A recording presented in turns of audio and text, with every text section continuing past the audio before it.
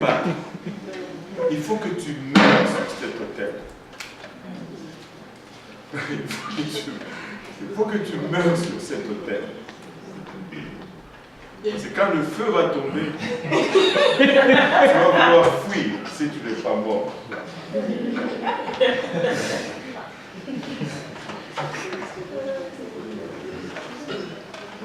Maintenant, parlant du feu, juste un élément que j'ai oublié. Quand Moïse a construit le tabernacle et que ils ont offert le taureau, le premier feu qui a allumé l'autel des holocaustes, vous rappelez-vous? Il est venu d'où? Du ciel. C'est Dieu qui l'a allumé. Et le taureau et tout le peuple était comme wow. Et après, on a pris le feu de cet autel. On l'a apporté pour allumer le chandelier, pour allumer l'autel de l'encens dans le lieu très saint. Et on a toujours conservé ce feu parce qu'il ne fallait plus allumer le feu de l'autel du sacrifice avec un autre feu. Les fils d'Aaron ont essayé de faire cela, ils sont morts. Maintenant, mais par la suite, quand ils dressaient le tabernacle, ce n'est pas à chaque fois qu'ils dressaient le tabernacle que le feu tombait du ciel. Le premier feu qui a allumé le feu de ce troisième temple est venu aussi du ciel. Tout à coup, il vint du ciel un bruit comme celui d'un vent impétueux. Et l'église a été mise en marche. Mais après, le feu s'est transmis continuellement. Toi, dans ta vie, la première fois, ça c'est un dilemme que la plupart des gens ont quand ils reçoivent le Saint-Esprit. Ils vont me dire, pasteur, j'ai reçu le Saint-Esprit, mais après je n'arrive plus à parler en langue. Ils sont là, ils attendent que ça vienne, mais ça ne vient plus. Oui, la première fois que Dieu va allumer le feu, boum, ça va venir du ciel. Et ça va être toute une sensation à toi. Mais après, c'est toi qui dois l'entretenir. C'est toi qui dois parler.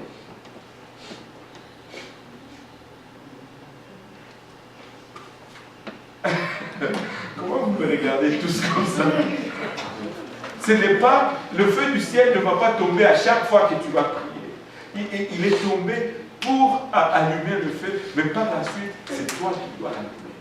C'est toi qui dois l'allumer. Amen. Dieu respecte toujours ses schémas. Retournons au baptême un peu. Quand le sacrificateur allait se laver, le sang du sacrifice se mélangeait à l'eau. Et aujourd'hui, quand tu vas te faire baptiser, littéralement, il n'y a pas de sang dans l'eau. N'ayez pas peur de venir dans le baptistère. Littéralement, on ne verse pas de sang. Okay? N'ayez pas peur. Mais il faut qu'on ait le sang. Amen. Amen. Mais la façon que le sang, et ce n'est pas n'importe quel sang qui doit se retrouver dans cette eau, c'est le sang de la brebis qui a été immolée sur l'autel des holocaustes. Et la brebis qui a été immolée pour nous, c'est Jésus-Christ. Et la seule façon de faire venir le sang dans cette eau, c'est d'invoquer le nom de Jésus-Christ. Les pharisiens de l'époque de Pierre et de Paul ont dit aux apôtres dans le livre des Actes chapitre 5, arrêtez de prêcher au nom de cet homme, parce qu'à chaque fois que vous le faites, vous faites venir son sang sur nous. L'invocation du nom de Jésus-Christ amène son sang. C'est pourquoi le baptême sans le nom est vide. Le pardon du péché, le péché est couvert par le sang. Ça, c'est le schéma depuis l'Ancien Testament. Sans infusion de sang, il n'y a pas de pardon de péché. Et le sang que tu retrouves dans le baptême, c'est le sang de Jésus-Christ. Et c'est pourquoi il faut que le nom Jésus soit invoqué dans le baptême. Parce que si on n'invoque pas le nom, on n'a pas de sang. Tu ne peux pas dire je te baptise au nom du Père et du Fils et du Saint-Esprit et être correct. C'est incorrect parce que tu n'as pas cité de nom. Amen. Quand tu fais cela, le diable est content. Au fond, c'est lui qui a fait cela dans les années 280, au tout début de l'Église. La première chose qu'il a ôté dans l'Église, quand l'Église a commencé à tomber dans la joie, c'est le nom de Jésus-Christ dans la formule du baptême. On a commencé à baptiser au nom du Père et du Fils et du Saint-Esprit. Et quand on lit Matthieu 28, 19, le nom, au nom, c'est écrit au singulier. Au nom, A-U-N-O-N. Ce n'est pas A-U-X-N-O-M-S. Du Père, du Fils et du Saint-Esprit. Qu'est-ce que cela veut dire? Si ma grammaire est encore bonne, ça veut dire au nom. Le Père, le Fils et le Saint-Esprit ont un seul nom.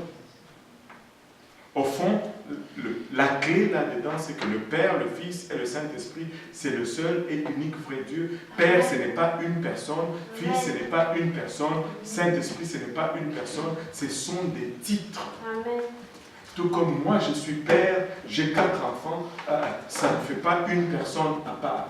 Je suis fils, j'ai mes parents qui sont au Congo, ça ne fait pas une autre personne à part. Et je suis époux, j'ai ma femme qui est à Pointe-aux-Trembles, ça ne fait pas une autre personne à part. Mais devinez, ces 3 titres, et le Père, il porte le nom de Dieudonné Kaosi, et le Fils, il porte le nom de Dieudonné Kaosi, et le Saint-Esprit, il porte également le nom de Dieudonné Kaosi.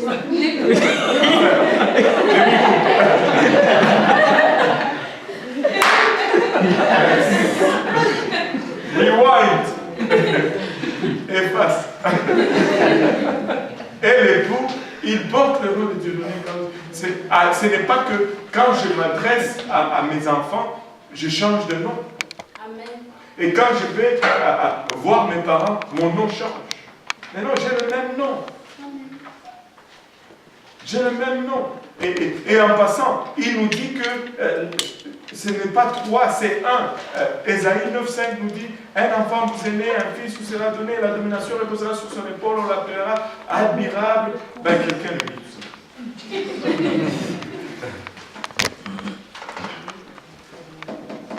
Ésaïe 9,5. Car un enfant nous est né. Un enfant nous est né. Un fils nous est donné. Un fils nous est donné. Et la domination reposera sur son épaule. Et la domination reposera sur son épaule. C'est nul autre que Jésus-Christ. Et on l'appellera. On l'appellera admirable. Qui est admirable? Jésus. Conseiller. Qui est conseiller? Jésus. Dieu puissant. Qui est Dieu puissant? Jésus.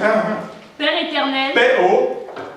Le Fils est aussi le Père. Père éternel. Il y a un seul Dieu. Il n'y a pas 2 dieux, il n'y a pas 3 dieux. Le Fils de Dieu, ce n'est pas l'Esprit du Fils qui est venu s'incarner pour faire le Fils de Dieu. Non, le Fils de Dieu, c'est la chair. Quand on dit Fils, on se réfère à la chair. Et le Fils n'est pas divin, le Fils est mortel et le divin ne meurt jamais. Amen. Amen. Mais la chair est née. La Bible nous dit, je pense dans le psaume, tu es mon fils, je t'ai engendré aujourd'hui. Le Fils n'est pas éternel. Le Fils a été engendré en un jour précis. La chair a été conçue en un jour précis. Mais toute la plénitude, Colossiens 2,9, toute la plénitude, cet esprit de Dieu. Regardez.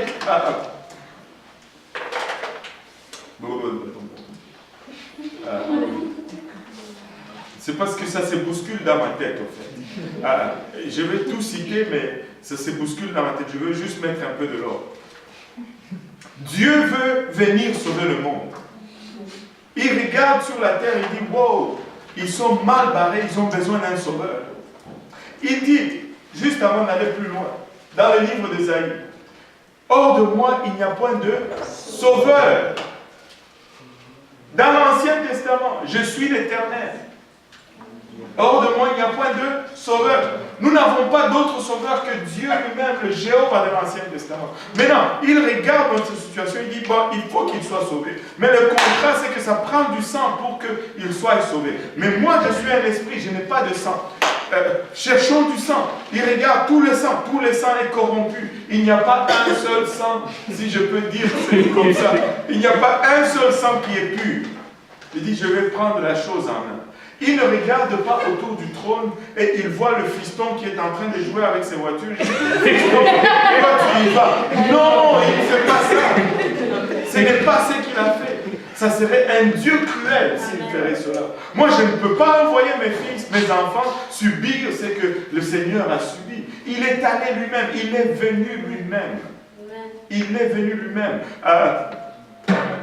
Je ne sais plus si c'est Zacharie, si Ézéchiel, il dit, ils verront leur Dieu qui vient vers eux, monter sur le dos. Aidez-moi quelqu'un. Je sais que c'est là quelque part.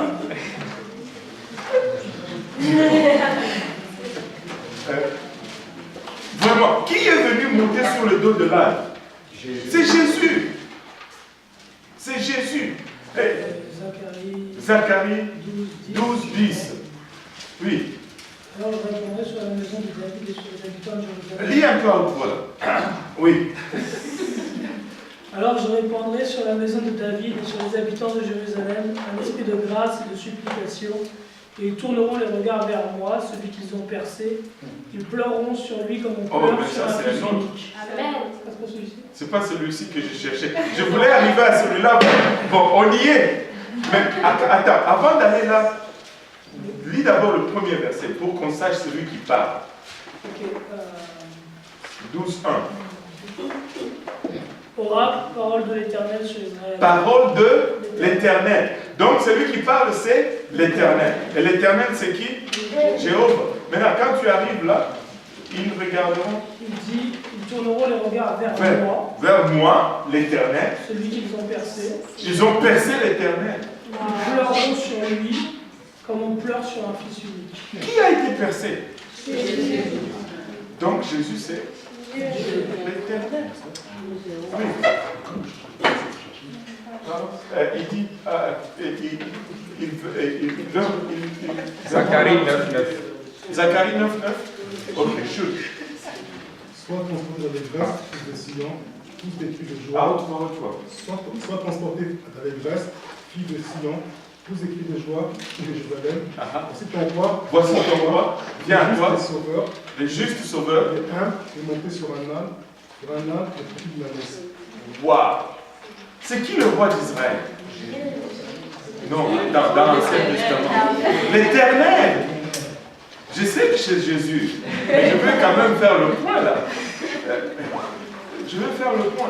Le roi d'Israël, c'est l'Éternel. Mais il dit qu'il viendra sur lui, monter sur le dos, Sur un âne, sur le âne. petit de la messe. Waouh!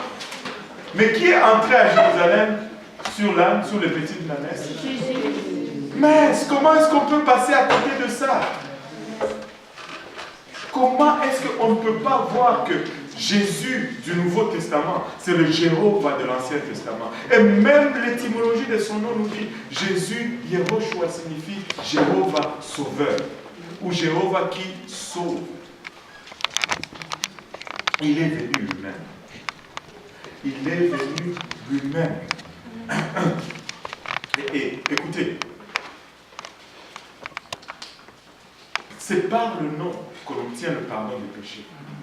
Acte 10, 43 nous dit que tous les prophètes rendent de lui ces témoignages. Et quiconque croit en lui reçoit comment? Par son nom, le pardon de péché. Si son nom est enlevé, on reste juste avec de l'eau. Si on rentre dans l'eau et que le nom n'est pas mentionné, ben on rentre pécheur sec et on sort pécheur mouillé. C'est juste un bain. Ce n'est pas à chaque fois que je suis allé me baigner à la rivière Lubumbashi que c'était un baptême. Ceux qui viennent du Congo savent. Et on se faisait chicoter quand on allait. Aïe, aïe, aïe.